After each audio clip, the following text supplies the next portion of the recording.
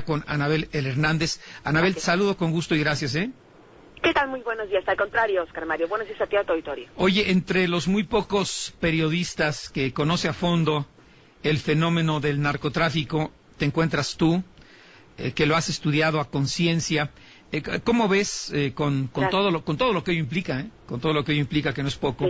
Sí. Y cómo ves con esa autoridad que tienes, profesional y moral, el secuestro de Alfredo Guzmán? Al parecer es Alfredo Guzmán, hijo del Chapo, y de uno o dos hermanos. Todavía hay confusión al respecto, quienes festejaban, si se sabe, el cumpleaños de Iván Archibaldo, que nació un 15 de agosto de 1983, ya no recuerdo el dato. Pero bueno, tu opinión, Anabel, adelante.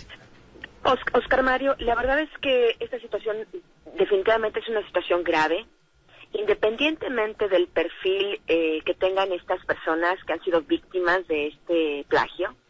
Es una situación muy grave por la que estamos atravesando.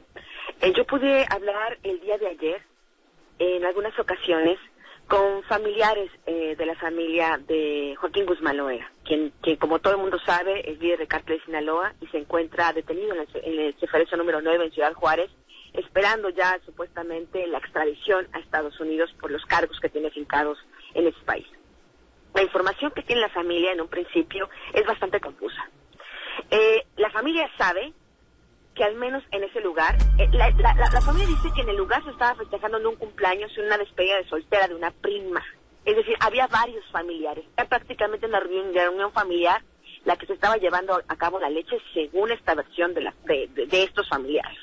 Era una prima que estaba festejando su despedida de soltera, por eso había mujeres, había hombres, incluso entre los hombres estaba el novio, el prometido de esta prima de los Guzmán Loera, de los hijos del Chapo Guzmán, y en el lugar al menos se encontraba, además de otros familiares, Iván Archibaldo Guzmán Loera y Iván Archibaldo Guzmán Salazar y Alfredo Guzmán Salazar, que son dos de los 4 hijos del primer matrimonio que el Chapo Guzmán tuvo con Alejandrina Salazar, que es su primera esposa. La familia en un principio pensaba que el plagiado, el levantado, tristemente frase que hemos inventado en México para justificar este tipo de acciones, o para darle un nombre a este tipo de acciones, la familia pensaba que el levantado en un principio había sido Iván, pero después, efectivamente, Iván supuestamente, y es ahí donde viene la confusión, Oscar Mario. Y me parece que por eso el propio fiscal estaba confundido, porque sabía que los dos estaban presentes. Supuestamente Iván logra salir unos instantes antes del comando. Estaban dentro del restaurante todavía Alfredo, su prima y todos los demás. La prima, que logra escaparse junto con la que estaba celebrando, había varias primas ahí. Una prima logra escapar. La chica que estaba celebrando su despedida soltera también logró escapar. Entonces, una de las primas es la que llama a la familia y dice, pues se llevaron a Iván. Finalmente la familia, y después aclara que el que se habían llevado, que quienes sabían que se había llevado con certeza era Alfredo. Ahora, efectivamente, de ahí sale la confusión de que si era Iván o era Alfredo, y es que los dos estaban ahí. Ahora, efectivamente, estoy viendo en los medios de comunicación que por ejemplo, el Universal, que tiene la nota de que supuestamente fueron secuestrados los dos, lo cual es muy probable porque los dos sí estaban ahí, Oscar Mario. Y la familia lo que interpreta es que esta es una nueva acción contra la familia del Chapo Guzmán, que está conectado con el ataque, tú recordarás, que hubo en La Tuna a mediados de junio, por un comando que llegó a atacar el lugar donde nació el Chapo Guzmán y directamente la casa de su mamá.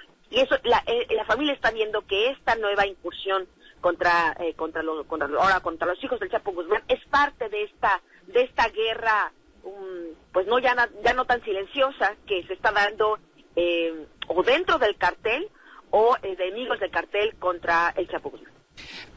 Anabel, y con base en tu experiencia, y bueno, eso lo vemos hasta en las películas y en los libros que abordan este tema tan frágil y tan delicado, pero bueno, es una realidad en México y en el mundo.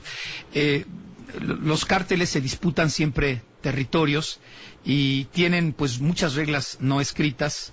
Y ¿por qué es que los hijos del Chapo, que pertenecen pues al lado del Pacífico y del norte, escogen un territorio que está reservado también, entre comillas, al cártel de Jalisco Nueva Generación, pues para festejar lo que tú quieras, un cumpleaños o una pedida o una despedida o lo que sea? Bueno, Oscar Mario, en este sentido, la información que yo todavía ayer pude estar corroborando con fuentes de inteligencia es que Puerto Vallarta, y eso es tal vez lo más grave de todo, Puerto Vallarta es una plaza que está bajo el control de Cártel de Sinaloa, no de Jalisco Nueva Generación. Ah, mira qué interesante. Entonces este golpe que se da al Cártel de Sinaloa es directamente en su territorio, como ocurrió en La Tuna. Mira. La Tuna, evidentemente, es donde vive la mamá del Chapo Guzmán, donde el Chapo Guzmán nació, enclavada en el Triángulo Dorado, en Sinaloa. Es una plaza, una base absolutamente supuestamente bajo el control total del Cártel de Sinaloa. Supuestamente, la información que ayer todavía se me corroboró es que Puerto Vallarta seguía siendo una plaza controlada por la familia por la Cártel de Sinaloa. Por eso estaba ahí la familia en pleno festejando y en este restaurante, además, un lugar tan conocido, un lugar donde van políticos, un lugar donde van artistas, un lugar muy popular, pues van turistas, va todo el mundo porque es un lugar muy popular. O sea, no escogieron un lugar secreto, una casa, pues iban a rentar una casa, ¿estás de acuerdo?, para hacer un festejo. No, escogieron un lugar muy público, muy popular, porque se sentían pues en su casa. Ahora el fiscal señala que fue el Cártel Jalisco Nueva Generación, del primer ataque que hubo en La Tuna, en Sinaloa. La familia, yo publiqué este texto en Proceso, la familia identificaba directamente a Alfredo Beltrán Guzmán, un muchacho de entre 20 y 25 años, hijo de Alfredo Beltrán Leiva, como uno de los perpetradores. Es decir, cuando menos en el ataque de La Tuna están totalmente ciertos que fue un fuego amigo, que fue una disputa familiar. Y ayer me comentaban los familiares que, como están viendo que esto está ligado a lo de La Tuna, piensan que tal vez Alfredo también estaba involucrado. Lo que se sabe de lo que ocurrió en La Tuna, la información que yo tengo, que pude corroborar, que después el gobierno también confirmó, es que Alfredo no está actuando solo, es muy joven. El cártel de los Beltrán Leiva quedó muy fracturado después de las detenciones de prácticamente todos los hermanos, de todos los Beltrán Leiva, y de la muerte de Arturo Beltrán Leiva, y supuestamente Alfredo, el sobrino del Chapo Guzmán, que hoy ha agarrado una guerra contra la familia, contaría con el apoyo del Cártel Jalisco Nueva Generación. O sea que podríamos presumir que efectivamente el Cártel Jalisco Nueva Generación actuó de esta manera en Puerto Vallarta, en una plaza que no era suya, en una situación que puede tener consecuencias muy graves, y me parece que es ahí donde es lo más importante, Oye, Mario, sí, las consecuencias que puede tener esto. Bueno, por tu conocimiento y seriedad, podríamos dedicar las 4:30 horas de este programa a hablar contigo sobre este y otros muchos aspectos que, pues desgraciadamente, provocan este clima de inseguridad e incertidumbre en nuestro país. Pero lo traigo al margen, si me permites, y lo voy a trasladar a lo que sucede allá en Estados Unidos. Oye, así como muchos culpan a Bush padre y a Bush hijo de este clima que vivimos en el mundo y la configuración y fortalecimiento de nuevos grupos como ISIS, que mantienen en jaque a miles de millones de habitantes en el planeta, desde que equivocadamente y por razones político y económicas invaden Irak.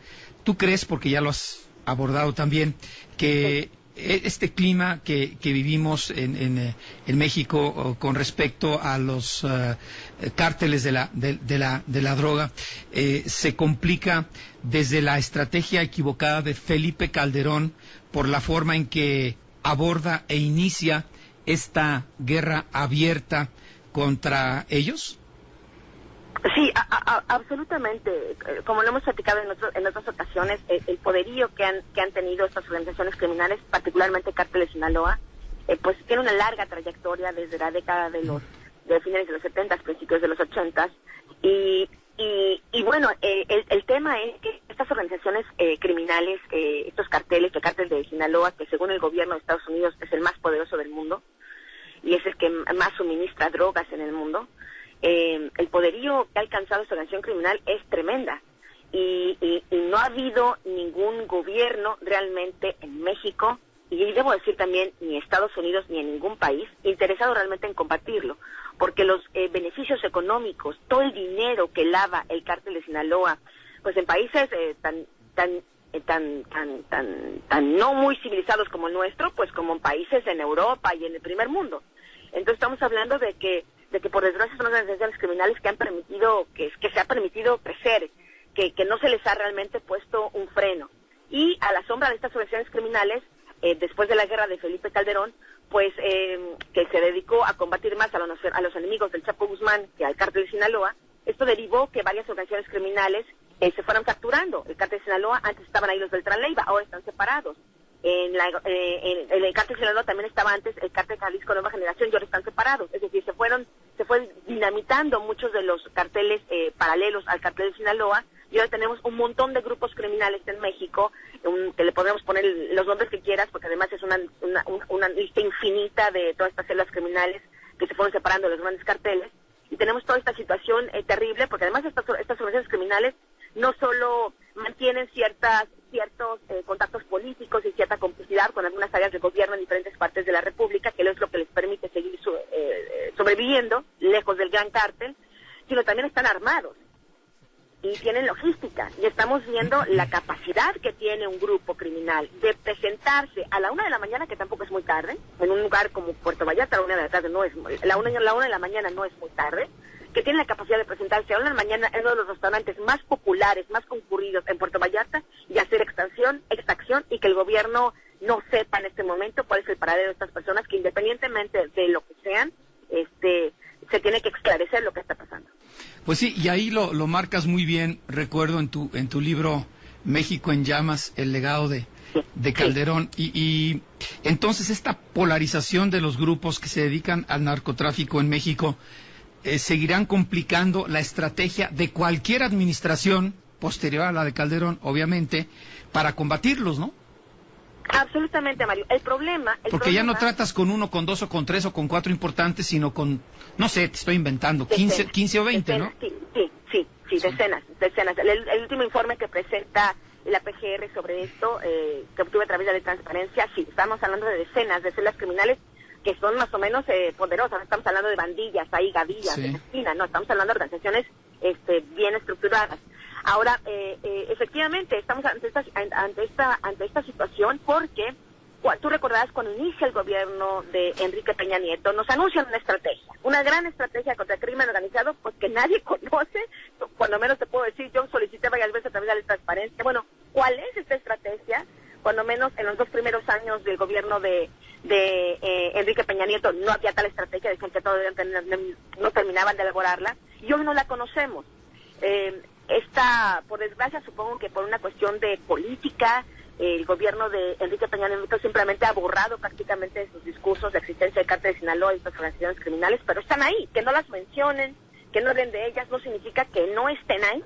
Y esa es la situación que estamos viviendo. O sea, porque tapar el sol con un dedo, no, todo está mejor, la violencia ha disminuido. Pues sí, podemos ver las estadísticas macro que han disminuido unos dígitos, o menos de un dígito, y la realidad que vive la sociedad es muy distinta, y hoy lo estamos viendo, y hoy tenemos que el gobierno tiene que estar preocupado. Yo sé que no soy el gobierno de México, sino sé que el gobierno de Estados Unidos está preocupado por esta guerra, ya sea intestina o de enemigos del Chapo Guzmán contra el cártel de Sinaloa, pues porque esto puede tener un impacto mundial, en el sentido de, si estamos hablando que esta organización criminal, supuestamente, según el gobierno de Estados Unidos, es la más poderosa y la que más droga suministra al mundo, principalmente a Estados Unidos, el principal consumidor, si hay una guerra interna dentro del cártel de Sinaloa y se fragmenta, esto podría tener incluso consecuencias hasta en el precio del gramo de la cocaína o de la marihuana o de una pastilla de metanfetamina de cualquier lugar del mundo. Esto puede tener todavía incluso consecuencias económicas importantes para este negocio criminal. Entonces, este episodio de ayer o antes de ayer, ¿no? Del lunes, bueno, ya martes en la mañana, en el restaurante La Leche en Puerto Vallarta, podría provocar una reestructura de los cárteles en México? Yo estoy pensando que sí, y esa es un poco la... Digo, por la importancia de que fueron, no se sabe cuántos ni dónde están, pero se trata de 3 hijos del Chapo. Sí, al menos Alfredo, que está confirmado. Sí. Iván, que estaba presente, que nadie sabe ahorita dónde está. Es información que 3, sino de seguro 2, que no se sabe dónde están, que es Alfredo, que se llevaron, porque está ya confirmado por la Fiscalía, y de Iván, que pues sale unos segundos antes, pero no se sabe si cuando sale ya lo agarraron cuando iba saliendo, porque el tema es que la prima que hace la llamada a la familia para decir lo que estaba pasando, alcanza a ver claramente que se llevan a Alfredo, pero no sabe lo que pasó con Iván porque él salió unos segundos antes. Entonces ella ya no puede saber si está levantado o no realmente también Iván. Sí, el tema es que esta situación nos habla de 2 cosas importantes. Una, y es un asunto que hay que analizar, pues pareciera por estas acciones de la tuna y lo que acaba de ocurrir con estos muchachos en Puerto Vallarta, pareciera que finalmente estamos ante el fin del poder del Chapo Guzmán. ¿Y el fortalecimiento del cártel de Jalisco Nueva Generación? O de otros actores que no estamos viendo con claridad, porque lo cierto, Mario, y es ahí donde a mí me sorprende un poco todas estas historias, es que el cártel Jalisco Nueva Generación no tenía el poder, hasta hace muy poco, no tenía el poder para actuar, para arriesgarse a una acción como esta. Recordarás, yo en su momento, a mediados después de este ataque a la tuna, y de publicar el artículo donde supuestamente la familia del Chapo Guzmán responsabilizaba a Alfredo Beltrán Guzmán, después surge esta hipótesis, esta acusación de que supuestamente Rafael Caro Quintero estaba involucrado en esta guerra y era la mano que mecía la tuna, era el que estaba detrás de Alfredo Beltrán Guzmán y el que estaba moviendo esta guerra supuestamente para recuperar territorios. Después de que yo publiqué este artículo, el propio gobierno, el fiscal de Chihuahua y un militar, el comandante de la tercera región militar ahí en esta zona del norte, también habló de que era Caro Quintero. Esto obliga a Caro Quintero a salir a la luz pública y a la clandestinidad, darme una entrevista para la revista Proceso, donde él aclara, no, yo no estoy en esa guerra, el Chapo Guzmán y el Mayo Zambada son mis amigos, yo ya ni siquiera estoy traficando, según la propia versión de Caro Quintero. No estamos hablando de una situación realmente complicada. Si no es Caro Quintero, como él dice, que quien está detrás de esta guerra contra el cártel de Sinaloa, pues ¿quién es? Porque quien es debe tener una fuerza muy importante. Oye, y bueno, ya que hablamos de los Bush, de Calderón, Trump, bueno, culpa a México de todo lo malo que sucede allá en los Estados Unidos, pero pues sería importante preguntarle al nuevo presidente o presidenta de los Estados Unidos. Por cierto, dicen que Trump quizá pues ya la perdió y quien asuma la representación del Partido Republicano puede ser el señor Paul Ryan, pero bueno, es otro tema. Pero bueno, no sería bueno exigirles ya, perfecto, pero México exporta toda la droga que puede a los Estados Unidos, pero decirles, oye, pero cómo se llega a introducir tanta droga al territorio norteamericano, ¿eso no es culpa de los mexicanos? Por supuesto, Mario, y es un tema que para mí es un tema recurrente en mis conferencias, incluso aquí en conferencias en Estados Unidos, es un tema recurrente para mí, por supuesto, sí. ¿Quién ataca la demanda? ¿Quién ataca la demanda? Ya absolutamente nadie. Claro, sabemos que en México durante muchas décadas funcionarios públicos de muy alto nivel han estado coludidos con las organizaciones criminales. Sí. Sabemos algunos nombres, algunos están en mi libro Los Señores del Narco, sabemos cómo son estas redes de complicidad a muy alto nivel. Pero la corrupción en México no es suficiente para que un cártel se convierta en el cártel más poderoso del mundo. Porque como tú dices, sí, el gobierno de México puede estar a cargo de las fronteras y lo que está pasando acá adentro, pero no de lo que está pasando afuera. Y estamos hablando que lo que está pasando afuera no es solo esta distribución de drogas masiva en varias partes del mundo por organizaciones criminales mexicanas, sino estamos hablando de lavado de dinero. Y lo que ocurre en Estados Unidos son las dos cosas. No solo es el consumo, no solo es que estos carteles logran pues no sé, a lo mejor los del AI se vuelven ciegos, o los de la DEA se vuelven ciegos, y todo el mundo también, y los marshals, la Border Patrol, todo el mundo se vuelve ciego, y estas toneladas pasan y pasan todos los días, ¿no? Pero después, ¿qué pasa con la distribución que hay calle por calle? Y después, ¿qué pasa con las operaciones de lavado de dinero? Cualquiera que cheque un expediente criminal, sea del cártel de los Zetas, sea del cártel del Golfo, sea del cártel de Guadalajara, sea del cártel de Jalisco Nueva Generación, de la organización criminal que me diga, cuando están aquí en Estados Unidos, igual lavan dinero en los principales bancos de este país. Entonces uno se pregunta, bueno, ¿y qué está pasando de ese lado de la frontera? Que evidentemente las acciones de lavado de dinero es lo que hace fuerte a estos carteles. Lo que hace fuerte a estos carteles, como el cártel de Sinaloa y como estos que tenemos en México, no es solo la venta de la droga y los grandes recursos que esto genera, sino su capacidad para movilizar esos recursos, lavarlos, insertarlos a la economía formal y de la economía formal traerlos de nueva cuenta a la economía informal para seguir produciendo y distribuyendo más drogas. Estamos hablando de una situación muy seria donde no solo está el gobierno de Estados Unidos, en Europa hay investigaciones serias de cómo en los países más desarrollados se ejecuta esta operación de lavado de dinero. Simplemente no vayamos muy lejos con el caso de HSBC.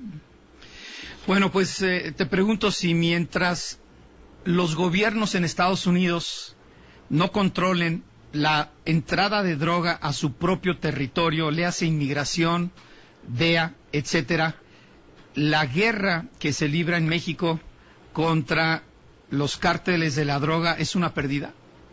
Absolutamente. Mientras no se controle y se disminuya realmente el consumo de drogas, mientras no se controle entre las fronteras y se evite la corrupción dentro de las propias autoridades de Estados Unidos y de los otros países grandes consumidores, mientras no se elimine, mientras realmente no se combata, y para mí ahí está el centro de todo, el lavado de dinero, mientras no se combata el lavado de dinero que estas organizaciones criminales en México, principalmente cártel de Sinaloa, hace a nivel internacional, esto es una broma. No hay realmente una guerra contra las drogas, porque la guerra contra las drogas es atacar el mercado y atacar los beneficios económicos que este genera, y no se está haciendo. La verdad es que no solo el gobierno de México ha fracasado en esto absolutamente, sino yo diría la comunidad internacional. Sí, ¿cómo ingresa? ¿Quién la toma? ¿Quién la distribuye y quién la vende? Nunca se sabe en Estados Unidos eso. Jamás se sabe este mecanismo o esta estrategia una vez que ingresa tanta droga a los Estados Unidos. Y bueno, lo poquito que toman o lo que decomisan, yo creo que pues les sirve para lavar un poquito su conciencia, pero nada más, ¿no? Por ejemplo, estaba yo en una conferencia internacional ahora en Ginebra en marzo pasado, y un experto antimafia ahí del gobierno de Italia estaba comentando cifras escalofriantes, estaba comentando que en Europa pues más o menos está haciendo un decomiso de apenas el 10% de las drogas que ingresan ahí, de las drogas ilegales que ingresan a este continente, pero que el otro se escapa de todos los controles que haya. Y lo mismo pasa con la cantidad de dinero que entra y que estas organizaciones criminales mueven. Entonces estamos hablando de que es una situación complicada donde pareciera que nadie se está poniendo de acuerdo de una verdadera y auténtica estrategia para combatir esto. Lo triste es que mientras tanto México pone los muertos. Aquí tenemos decenas de miles de víctimas, muchos de ellos inocentes, mujeres, niños, hombres de bien, que han muerto en esta batalla entre los carteles de la droga, pues donde parece, como lo estamos viendo en Puerto Vallarta, pues que el territorio parece no está en control bajo del gobierno, sino de estas organizaciones criminales en muchos lugares del mundo. Y después las comisiones de los derechos humanos que se van contra el Ejército, la Marina, la Policía Federal, porque pues tienen que hacer su chamba y están atados de manos, ¿no? También.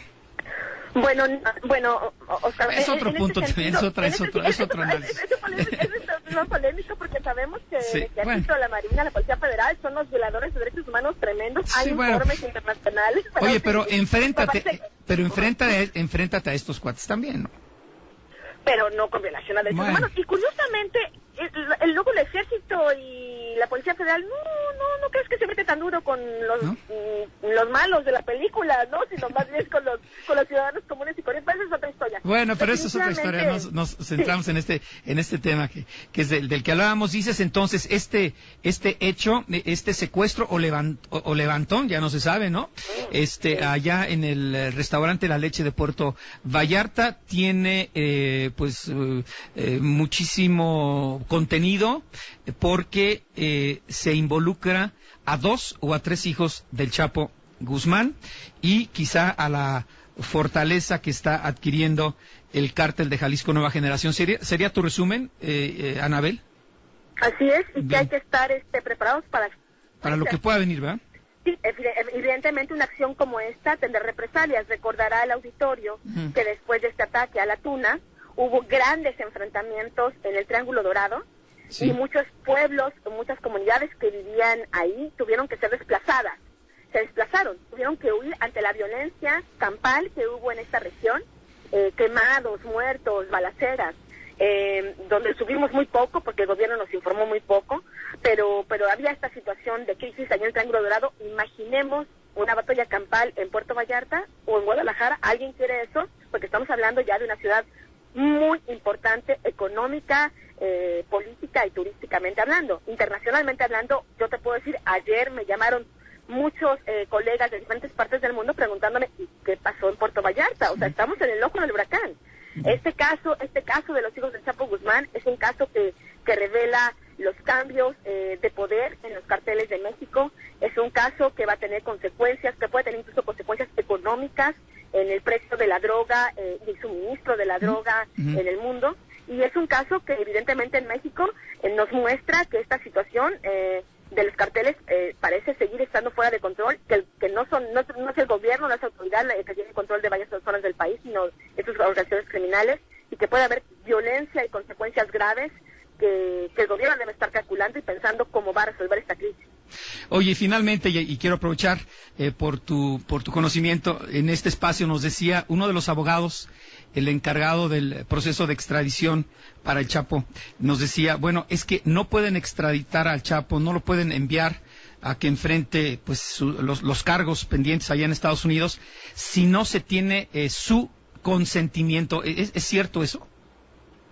Bueno, no, es algo un poco más complejo que eso. ¿Cuál es el tema? Estamos hablando de que, bueno, después de el Chapo Guzmán es detenido en febrero de 2014, después de haberse fugado en el 1, logra fugarse a mediados del 2015 y es reaprendido ahora en febrero pasado este año. Ahora que es reaprendido, supuestamente ahora sí existe la voluntad del gobierno de México, que antes no existía, de extraditarlo. Está ahorita en el Ceferezo número 9 en Ciudad Juárez, Chihuahua, esperando esta extradición. Imagino que la familia en cualquier momento de esta semana, en la primera visita que tengan, le informarán de lo que ha pasado con sus hijos, cuál va a ser su reacción. Es algo incalculable. Me refiero, no es algo, o sea, nadie podría calcular cuál va a ser la reacción del Chapo Guzmán, porque aunque esté débil, pues sigue siendo un personaje importante en el cártel de Sinaloa. Sé por sus familiares que cuando le informaron de su mamá estaba muy preocupado, estaba muy molesto por lo que había pasado con su mamá. Imagínate que se entere y se confirme que de verdad 2 de sus hijos fueron levantados en una misma acción. Debe estar realmente, podemos prever cuál podría ser su reacción. Sí. Está esperando ahorita la extradición. Entonces, el proceso de extradición es, el gobierno de Estados Unidos solicita, justifica. La PGR, con esta justificación, solicita la orden de aprehensión con fines de extradición, que es en la situación en la que está ahorita el Chapo Guzmán. Después, ya detenido, se está llevando un proceso de que un juez tiene que resolver, da como su visto bueno, como una palomita de sí, me parece que la extradición es viable, se justifica. Después de esto, la Secretaría de Relaciones Exteriores tiene que tomar su propia determinación. Bueno, el juez dice que sí y yo también digo que sí lo extraditemos, que sí se cumple con toda la legalidad. Ante esto, la defensa del Chapo Guzmán tiene un montón de salidas y de pasos legales para ir atrasando prácticamente indefinidamente la extradición. No es que el Chapo Guzmán decida quiero o no quiero, sino que a través de su defensa legal, como lo han hecho muchos otros capos, su extradición podría tardar 9, 10 años, porque ellos pueden estar jugando con todos estos pasos legales que se pueden seguir. el amparo en primera instancia. ¿Crees que quiera, él crees que quiera ir a Estados Unidos o no? Pues yo no creo, y menos ahora. Bien. Y menos ahora que está en esta situación familiar.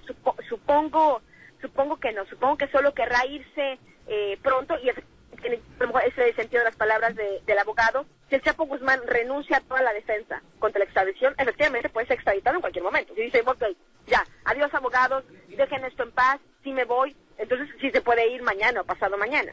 Pero depende de él decir si me quiero ir ahorita o se las hago cansada y nos llevamos aquí años. Oye, muchas preguntas para ti del auditorio rápidamente por los tiempos de la radio, como decimos. Oye, te dicen, ¿no te llama la atención, Anabel, el exceso de confianza de los hijos del Chapo? Porque al parecer solo tenían 2 escoltas esperándolos afuera del restaurante, cuando estaban 3 hermanos juntos. Mira, repito, es un asunto imprudente, o sea, me refiero... No, pero ¿cómo te equivocas en eso?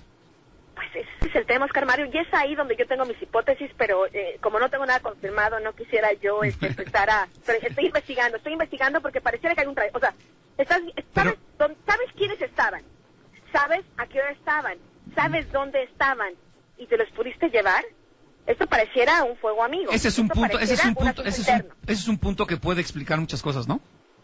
Sí, no te explicas de otra manera, porque efectivamente yo lo sé, y también ayer lo publiqué en un reportaje, una crónica que hice rápido para la revista Proceso, con la que colaboro, está en internet si la gente quiere leerla, donde tuve información de que el CISEN tenía claro que estos 2 muchachos que son muy cercanos, Iván y Alfredo son muy cercanos, andan juntos muy frecuentemente, pero la información que ayer se me da es que supuestamente, según el CISEN, andaban con al menos 8 o 9 francotiradores para estar cuidándolos y que estas cosas no pasen. ¿Qué pasó el lunes? Me parece que también es otro asunto que el Chapo Guzmán, cuando se entere, se va a preguntar constantemente. ¿Y dónde estaba el cinturón de seguridad? ¿Y dónde están nuestros aliados? Y para 3 hijos, pues por lo menos, ¿cuánta gente cuidándolos? 6 por 3, sí. 18 o 20, ¿no? Pero bueno, había dos, exacto. El exceso de confianza sin duda porque la plaza de Puerto Vallarta estaba, según el cártel de Sinaloa y según el propio gobierno federal, pues bajo su control. Ahora estamos viendo que no. Anabel, o que el ataque es un ataque interno de la propia organización. Bueno, todavía muchas interrogantes. Anabel Hernández, reitero mi admiración hacia tu trabajo tan profesional, pero sobre todo es